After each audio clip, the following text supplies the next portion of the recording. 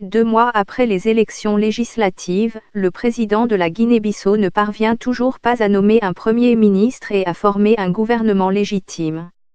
La pomme de discorde, c'est la désignation de Brema Camara pour le poste de second vice-président du bureau de l'Assemblée nationale.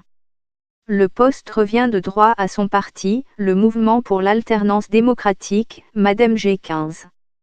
Mais le parti au pouvoir, le PES, s'y oppose farouchement. Depuis le 18 avril dernier, l'Assemblée nationale de la Guinée-Bissau est confrontée à une profonde crise. En vertu des textes qui régissent son fonctionnement, le poste de second vice-président de l'institution parlementaire revient au parti classé deuxième en termes de nombre de députés élus aux élections législatives. Il s'agit du Madame G15.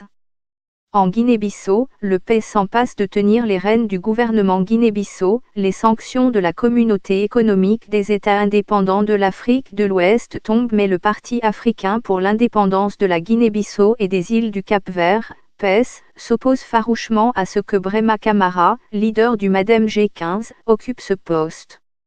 C'est ainsi que le président de la Guinée-Bissau s'est retrouvé dans l'impossibilité de nommer un Premier ministre et de former un gouvernement.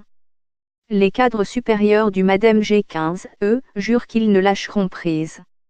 Notre parti ne va pas reculer, soutient Joromia Pereira, un de ses responsables. Réagissant à cette crise parlementaire, le chef de l'État, José Mario Vaz, a déclaré à la presse qu'il ne va pas s'ingérer dans les affaires du Parlement. Selon lui, la formation du gouvernement n'aura pas lieu avant la constitution du bureau de l'Assemblée nationale, l'étape ultime du processus électoral.